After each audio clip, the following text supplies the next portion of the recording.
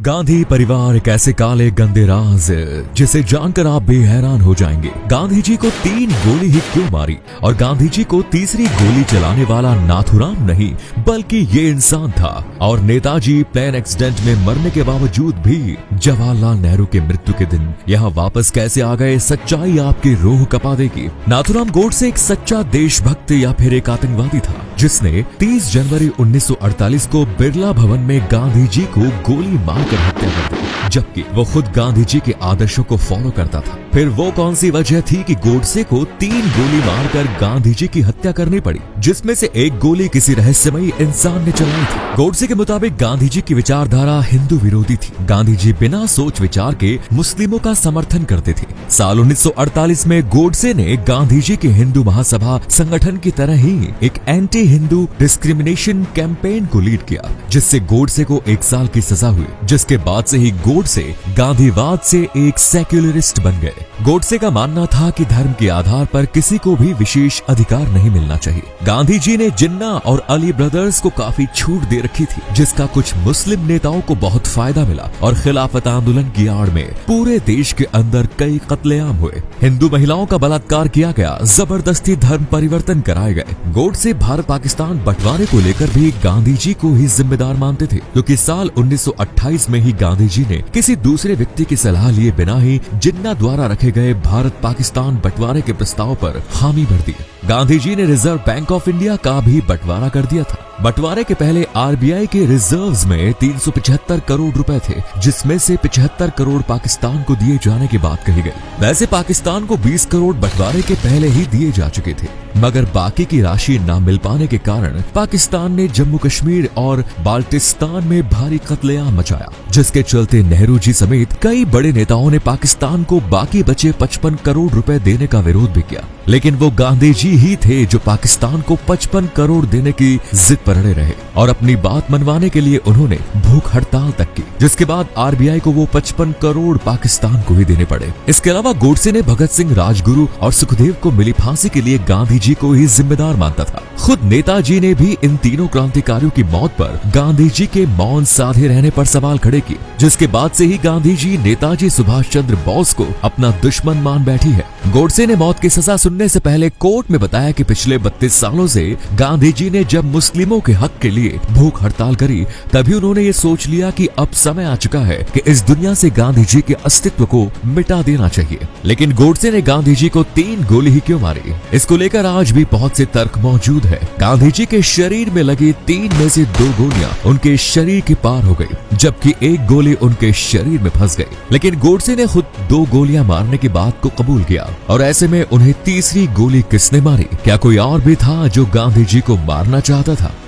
ये राज आज भी किसी को नहीं मालूम, पर कुछ हिस्टोरियंस मानते हैं कि गोडसे ने शायद किसी को बचाने के लिए ही बाद में तीसरी गोली मारने की बात को स्वीकार किया। खैर, इसका असली सच क्या था ये तो आज भी कोई नहीं जानता। गांधी जी की हत्या के आरोप में गोडसे को 15 नवंबर 1949 को फांसी दे दी गई। नेताजी सुभाष चंद्र बोस भारत को आजाद कराने के लिए जापान के प्रधानमंत्री टोजो से बात करके युद्ध में पकड़े गए। ब्रिटिश इंडियन आर्मी के सभी सैनिकों को रिहा करने की मांग की, जिनके रिहा होने के बाद वो सैनिक और साउथ ईस्ट एशिया में रहने वाले भारतीय नागरिक नेताजी की आजाद हिंद फौज में शामिल हो गए, जिसको हथियार और पैसा जापान मुहैया करवा रहा था। जापान से दोस्ती निभाते हुए आजाद हिंद फौज के सैनिकों ने बर्मा और मणिपुर में अंग्रेजों के खिलाफ 2 युद्ध लड़े। इसके ठीक 1 साल पहले नेताजी ने कहा था कि वो 1 साल के अंदर आजाद हिंद फौज को भारत के अंदर लेकर आएंगे, और उनकी बात सच साबित भी हुई। वर्ल्ड वॉर 2 में जापान ने अंग्रेजों से जीते हुए अंडमान एंड निकोबार आइलैंड को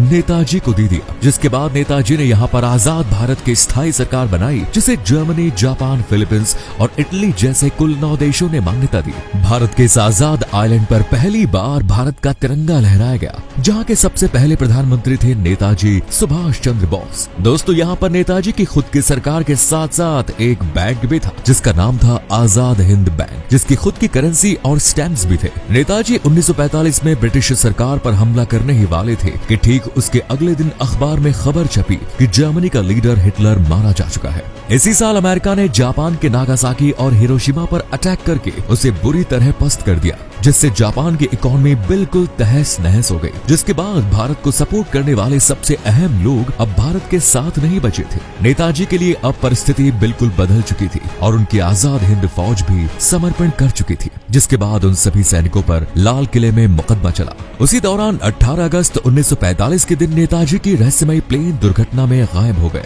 गायब इसलिए कहें क्योंकि उस वक्त नेताजी की वाकई में मृत्यु हुई थी या नहीं ये आज भी डाउटफुल है, क्योंकि प्लेन दुर्घटना के बाद बहुत से ऐसे वाकया हुए कि जब लोगों ने नेताजी को देखा था। ऐसे ही एक वाकया पंडित जवाहरलाल नेहरू के अंतिम संस्कार के दौरान भी देखने को मिला, जिसकी फुटेज आज पूरे सोशल मीडिया पर अवेलेबल है। इस फुटेज में देखा जा सकता है कि नेताजी जैसा एक व्यक्ति नेहरू जी के पार्थिव शरीर के पास खड़ा है और कई लोगों के अनुसार वो व्यक्ति कोई और नहीं खुद नेताजी ही थे। 18 अगस्त 1945 को सुभाष चंद्र बोस की मौत नहीं हुई थी, बल्कि वो उत्तर प्रदेश में गुमनामी बाबा के नाम से गुमनाम जीवन जी रहे थे। उस हादसे के करीब 20 साल बाद तक नेहरू सरकार ने नेताजी के घर पर नजर बनाए रखी। साथ ही आज तक नेताजी की अस्थियों का डीएनए टेस्ट भी नहीं कराया गया। साथ ही उनका डेथ सर्टिफिकेट भी एक जापानी सैनिक इशिरो ओकरा के नाम पर है। उत्तर प्रदेश के गुमनामी बाबा की मौत के बाद जब उनके कमरे में रखे बक्से की तलाशी ली गई, तब उसमें से नेताजी और उनके परिवार की कई सारी तस्वीरें और दूसरी चीजें सामने आई। उस बक्से से जर्मन दूरबीन भी मिली जो नेताजी खुद प्रयोग करते थे। इसके अलावा उस बक्से में से कई ऐसे लोगों के खत मिले जो नेताजी को बेहद करीब से जानते थे और इनमें पवित्र मोहन रॉय आईएनए कमांडर के खत भी शामिल थे। ऐसी बहुत सी चीजें हैं जो इस बात की तरफ इशारा करती है कि ये गुमनामी बाबा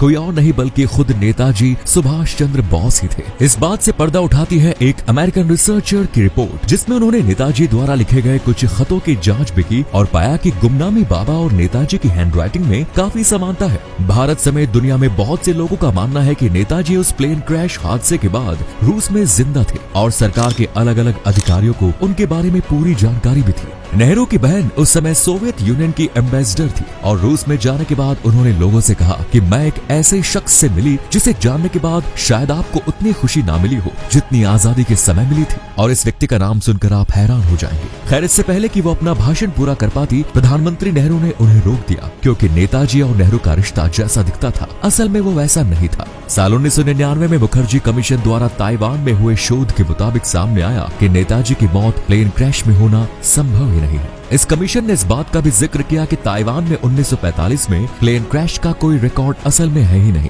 इतना सब कुछ जान लेने के बाद अब सवाल खड़ा होता है कि आज टेक्नोलॉजी के इस दौर में जब नेताजी की अस्थियों का डीएनए हो सकता है, तो ऐसे में उन अस्थियों को नेताजी की अस्थियां कैसे मान लिया जाए। नेताजी का परिवार अभी भी नेताजी की अस्थियों के डीएनए टेस्ट कराने की मांग कर रहा है, क्योंकि इससे साबित हो जाएगा कि वो नेताजी है या किसी और की। नेताजी के सम्मान में कमेंट बॉक्स में जय हिंद जरूर लिखेगा।